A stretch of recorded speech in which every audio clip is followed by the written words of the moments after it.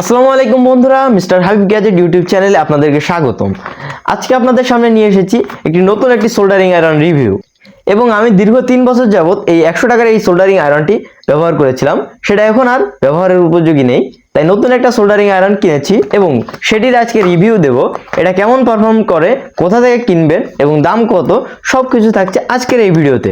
এবং আমি এই সোল্ডারিং আয়রনটা ব্যবহার করে আমি সোল্ডারিং করেও দেখাবো। সো ভিডিওটা লাস্ট পর্যন্ত দেখতে থাকুন। চলুন শুরু করি আজকের ভিডিও।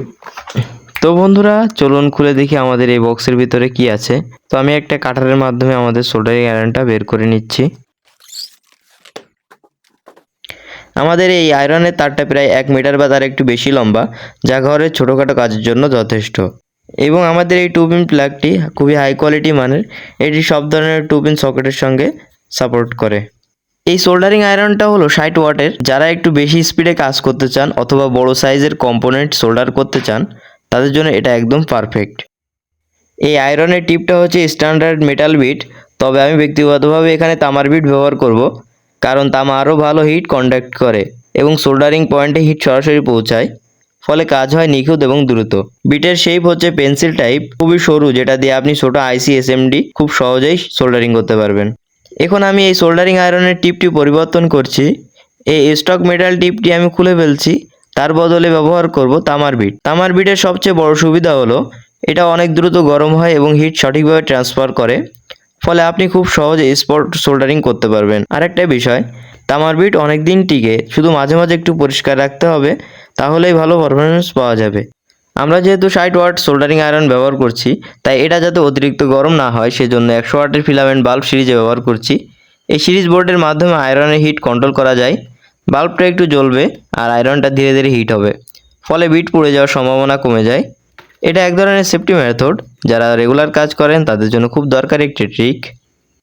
কাজ শুরু করার আগে আমি একটি টেস্টারের মাধ্যমে চেক করে নিব আমাদের আয়রনের বডিতে কারেন্ট আছে কিনা। দেখুন, টেস্টারে কোনো আলো জ্বলছে না, মানে বডিতে কোনো কারেন্ট নেই, সেফ আছে। এই টেস্টটা করা খুবই জরুরি, যাতে করে শক খাওয়ার কোনো ঝুঁকি থাকে না। আমি এখানে ব্যবহার করছি ভালো মানের সোল্ডারিং রাং, যার ভিতরে ফ্লাক্স থাকে, ফলে সোল্ডারিং হয় খুব ভালোভাবে গলে যায়। আমরা এই দুটি তারকে সোল্ডারিং করব আমাদের আয়রনের মাধ্যমে, কিন্তু তার আগে আমরা একটা কাজ করব। সেটা হলো, আমাদের তাতালটা যখন পর্যাপ্ত পরিমাণ হিট হয়ে যাবে, তখন আমরা সোল্ডারিংয়ের ওয়্যার দিয়ে আমরা আমাদের এই তাতালের মাথাটাকে সম্পূর্ণরূপে ভরে দিব, যাতে করে কোন জায়গায় ফাঁক না থাকে। এতে করে আমাদের সোল্ডারিং আয়রনটা কিন্তু কখনো মাথাটা কালো হবে না। যারা বলেন ভাই তাতালের বিটটা কালো হয়ে যায়, পুড়ে যায়, এরপরে কাজ করতে পারি না, সো তারা নতুন বিট কেনার পর খুব সুন্দরভাবে তাতালের মাথায় আপনারা সোল্ডারিং এই ওয়্যারটা বা রাংটা লাগাবেন। এতে করে তাতালের মাথা সবসময় চকচকে থাকবে। তো বন্ধুরা, আমরা এখানে TB4056 মডিউলের সাথে আমরা এই দুটি তারকে সোল্ডারিং করতেছি।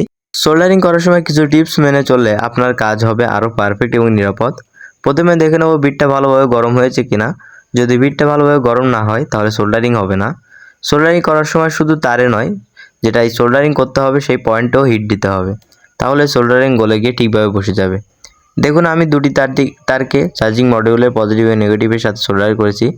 বিটটা ঠিকমতো গরম হয়, কাজটা কিন্তু খুব সুন্দরভাবে হয়েছে। সোল্ডার দেওয়ার 1 থেকে 2 সেকেন্ড ধরে রাখতে হবে, সেটা ঠান্ডা হওয়ার পরে শক্তভাবে বসে যাবে। অনেকেই তাড়াহুড়ো করে তুলে ফেলেন, এতে করে সংযোগ দুর্বল হয়ে যায়। আর হ্যাঁ, জোর করে সোল্ডার ঠেলবেন না। বিট গরম থাকলে সোল্ডার নিচ থেকেই গলে গিয়ে বসে যাবে।